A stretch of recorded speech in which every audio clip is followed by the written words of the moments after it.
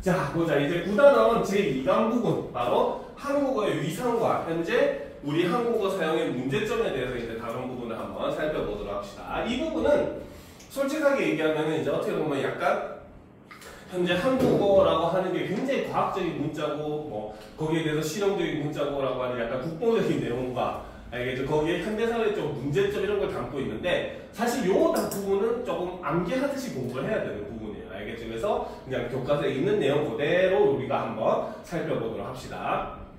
자, 이번 시간에는 오늘날 세계 속 한국어의 위상이 어떠한지를 살펴볼 거예요. 다음 그래프를 볼까요? 라는 거죠. 자, 그래서 여기서는 지금 마찬가지 강연 내용을 소개를 하고 있죠. 자, 여기서 얘기하는 이 그래프, 자, 요거를 요 그래프로서 제시를 하고 있죠. 자, 그래서 여기서는 시각 자료, 그 중에서도 그래프 자료를 사용을 하고 있는 모습을 볼 수가 있습니다. 자, 내용은 이제 이런 거는 우리가 화법 작문 부분하고 유사하고, 그 다음에 요즘 같은 경우는 이제 고3 같은 경우는 화작과 언매로 나뉘어서 돼 있기는 하지만, 사실상 언매에서 매칠 부분은 화작하고 굉장히 좀 유사해요. 그래서 사실 언매를 선택하면은 예전처럼 화작은 다른 것과 좀 비슷한 모습을 볼 수 있단 말이야. 알겠지? 그래서 그랬을 때 이런 자료들을 우리가 어떤 식으로 봐야 되는가, 이런 그 자료의 내용 해석도 굉장히 중요합니다. 알겠죠? 자, 자료를 한번 보면, 자, 한국어 능력시험 지원자 수 및 세종학당 학생 수를 이제 비교를 하는데, 한국어 능력시험 지원자 수는 어때? 굉장히 가파르게 2008년에 7만 명 전 7만 4천 명 수준이었던 것이 2014년에는 20만 명을 넘어서는 모습을 보여줘요. 그렇죠? 자, 반면에 세종학당 학생 수는 2008년에는 2,900명 정도 수준이었던 것이 4만 4천 명 수준으로 2014년에는 늘어나는 모습을 보여줘요. 알겠죠? 여기서 우리는 몇 가지를 알 수가 있습니다. 알겠습니까? 자, 첫 번째로 한국어 능력시험 지원자 수가 굉장히 가파르게 증가를 하는 모습을 볼 수가 있어요. 그렇죠? 그래서 첫 번째 이 자료가 얘기하고자 하는 것은 바로 뭐다? 한국어에 대한 관심이 증가를 하고 있다 라는 걸 알 수가 있다는 거죠.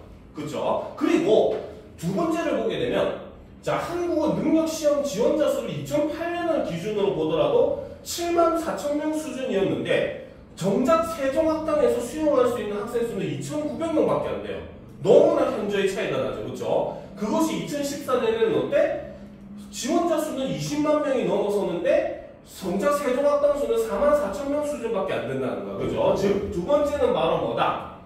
바로 한국어 능력시험 지원자 수에 비해, 그렇죠? 세종학당에서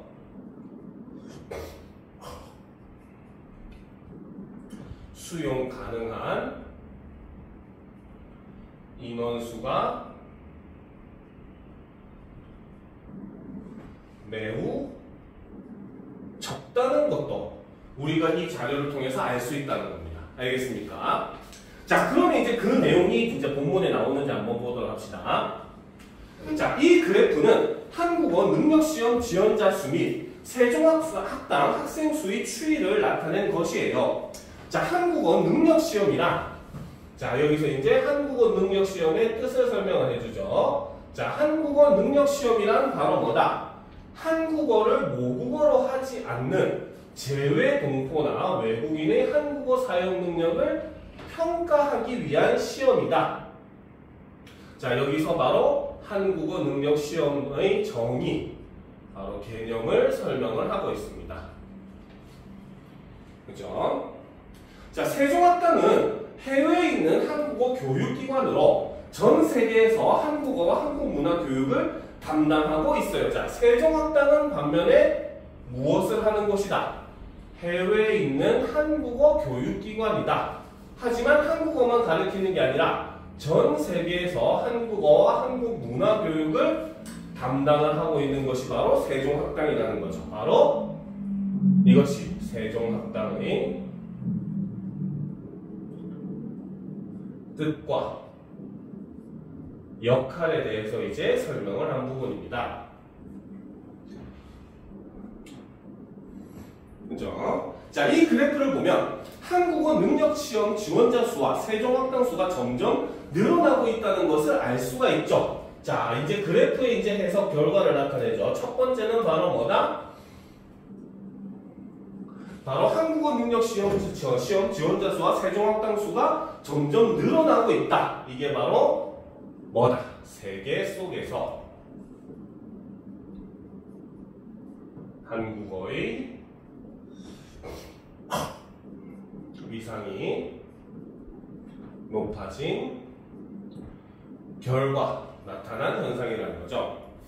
자, 세계적으로 한국어를 배우려는 외국인들이 늘어나는 이유는 국제사회에서 우리나라의 위상과 역할이 커지면서 정치, 경제, 문화적으로 한국을 알고 이해할 필요가 높아졌기 때문이죠. 자, 꺽쇠로 표시합시다. 국제사회에서부터 높아졌기 때문까지.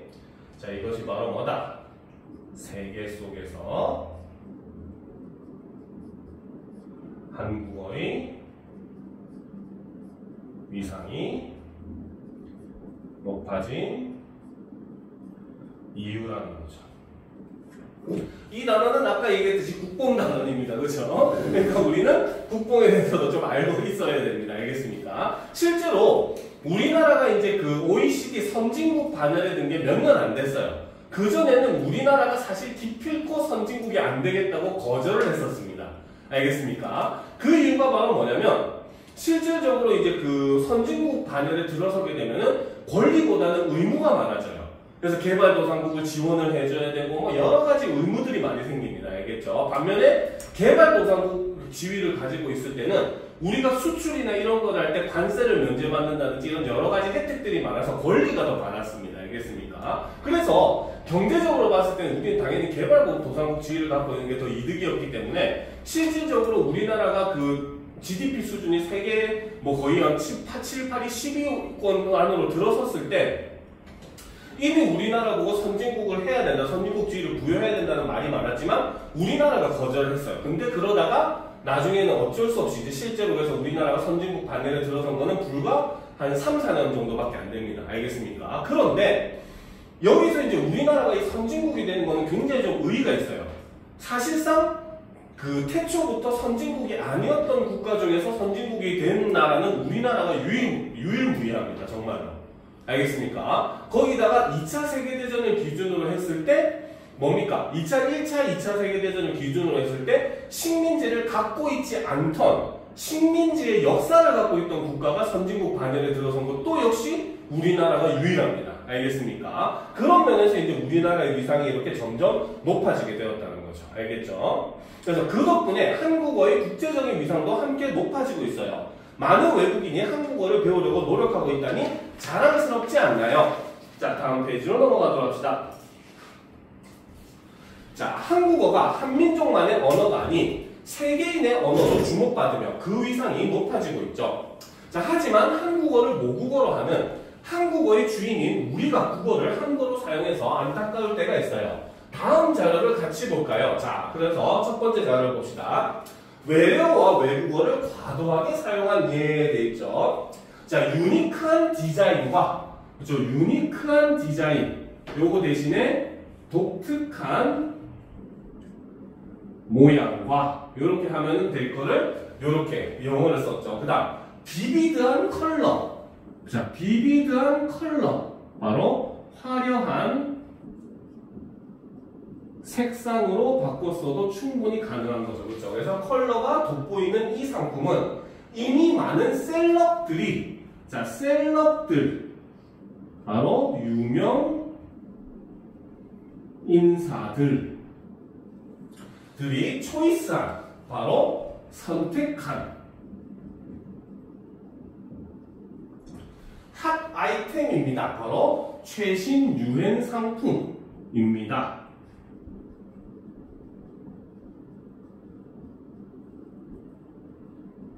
이렇게 고쳐서도 될 거를 외래어와 외국어를 과도하게 사용을 하고 있는 겁니다. 알겠죠? 아, 그런데 여기서 우리가 한 가지 또 짚고 넘어갈 거는 바로 뭐냐면 외래어와 외국어도 사실 차이가 있어요. 알겠습니까? 자, 외래어와 외국어는 자, 첫 번째 공통점은 둘 다 바로 뭐다? 다른 나라의 언어를 기반으로 한다는 점은 공통점이 되죠. 그렇죠? 그런데 차이점은 외래어의 경우는 그렇죠? 다른 나라의 언어였으나 그렇죠? 유입된 후 현지화 된 것을 우리는 외래어라고 이야기를 합니다. 즉 외래어의 경우는 우리말로 대체가 불가능하다는 점이 외래어의 특징이에요. 얘는 외국에서 들어온 말이지만 아예 우리말이 돼버려가지고 우리말로 이제는 대체를 할 수 없는 말들. 가장 대표적으로 뭐 버스, 택시, 컴퓨터 이런 것들은 대체할 수 있는 말이 이제 없잖아요. 그렇죠? 이런 것들은 외래어라고 볼 수 있어요. 그런데 반면에 외국어는 아예 바로 그냥 다른 나라의 말이죠. 네, 말이죠. 얘는 우리말로 대체가 가능합니다. 그래서 지금 여기에서 쓴 건 특히나 외국어를 굉장히 무분별하게 많이 사용을 하고 있다는 거죠. 알겠죠? 그래서 우리나라도 이제 국어 순화 운동이라고 해서 외래어를 기반으로 하고 있는 언어를 우리말로 바꾸는 그런 작업들을 굉장히 많이 해요. 그 중에서 가장 성공적으로 정착한 그 개념이 바로 뭐냐? 뭐 대표적으로 이제 뭡니까? 어떤 인터넷에 글을 쓴 거 밑에다가 그 답글을 다는 걸 현재는 댓글이라고 하는 말을 더 대중적으로 많이 쓰잖아요. 그렇죠? 원래 이 인터넷 문화가 처음 들어왔을 때 이것을 영어의 리플라이의 그 줄임말로서 리플이라는 말을 썼었어요. 근데 이것이 현재는 댓글이라는 말로 완전히 이제는 정착을 해버렸거든요. 이런 것들은 성공적으로 이제 뭡니까? 순화가 된 예라고 볼 수 있어요. 반면에 실패하는 경우도 많아요. 우리가 스마트폰을 우리말로 이제 대체해보자 하는 노력으로서 대체로서 국립국어원에서 제시한 말이 뭐였냐면 손똑똑 전화했어요. 알겠습니까? 말이 안 되지. 그러니까 이런 것들은 어떻게 보면 순화에 실패한 예라고 볼 수 있는 거예요. 알겠죠? 자, 그래서 이렇게 우리말이라고 하는 게 위상이 높아지고 굉장히 좋은 말인데 그거를 외래어를 무분별하게 사용을 하다 보니까 우리말이 이렇게 오염되는 모습을 볼 수 있다는 거죠. 자, 그 다음 봅시다. 가상 공간에서 언어를 잘못 사용한 예를 보면은 이응 디귿, 그렇죠? 이거는 바로 어디야? 라는 말을 대신 쓴 거죠. 그렇죠? 그런데 지읒, 집이야. 이건 좀 너무 과도한 것 같은데, 그렇죠? 자, 그 다음 안 나와? 그렇죠? 이것도 역시 원래는 어떻게? 안 나와? 여기 띄어쓰기를 써야 되죠. 자, 그럼 짐 고고, 지금 나가. 그러니까 이응 언능화, 이응 언능화. 그래서 그래 원래는 얼른 와 이렇게 적어야 되는 거죠. 알겠습니까? 그래서 초성만 사용한다든지 과도하게 줄인 말들을 많이 사용을 한다는 겁니다. 알겠죠? 그래서 가상 공간에서 언어를 잘못 사용한 예는 바로 뭐다? 초성만 사용하거나 과도하게 줄임말을 사용을 하는 모습은 굉장히 잘못된 그런 사용의 예다라고 볼 수 있다는 거죠. 그래서 여기서는 실제 그 뭡니까? 우리 일상생활에서 사용하는 것들을 그 그림자로서 예를 가지고 예를 들어서 설명을 하고 있다는 거죠.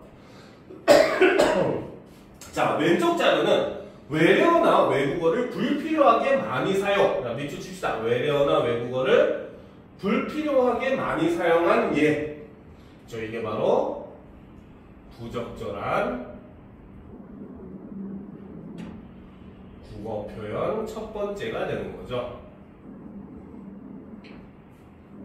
그 다음 오른쪽 자료는 가상 공간에서 규범에 맞지 않는 표현을 사용한 예. 이게 바로 부적절한 국어 표현 두 번째가 되겠죠. 최근에는 이런 부적절한 표현을 일상생활에서까지 사용하는 경우가 있어서 문제가 되고 있어요. 이렇게 국어를 잘못 사용하면 의사소통을 방해할 뿐만 아니라 상대방의 기분을 언짢게 할 수도 있어요. 자, 이거는 자 밑줄 쳐야 되겠죠. 바로 뭐다? 의사소통을 방해할 뿐만 아니라 상대방의 기분을 언짢게 할 수도 있어요. 자, 이게 바로 올바른 국어 사용이 필요한 이유 네모 1번으로 구분합시다. 자, 그 다음 더 나아가 국어의 발전을 가로막는 일이기도 합니다. 국어의 발전을 가로막는 일이기도 합니다. 이게 바로 이유 두 번째. 자, 그러므로 일상생활에서 꼭 필요한 경우가 아니라면 외국어나 불필요한 외래어 사용을 자제하고 고유어나 순화어를 사용해야 합니다. 자, 꼭 필요한 경우가 아니냐면부터 순화어를 사용. 이게 바로 뭐다? 올바른 국어 사용 방법 첫 번째가 되죠. 그 다음 가상 공간에서도 언어 규범에 맞는 표현을 사용하는 것이 좋겠어요. 꼭세를 표시합시다. 가상 공간에서부터 언어 표현을 사용. 이게 바로 사용 방법 두 번째가 되겠죠. 자, 모든 언어는 시간의 흐름에 따라서 변합니다. 역시 역사성을 한 번 더 강조를 하고 있죠. 국어도 마찬가지예요. 국어가 앞으로 어떻게 변할지 정확히는 알 수 없지만 현재를 살고 있는 우리는 모두 그 미래를 결정하는 중요한 역할을 하고 있어요.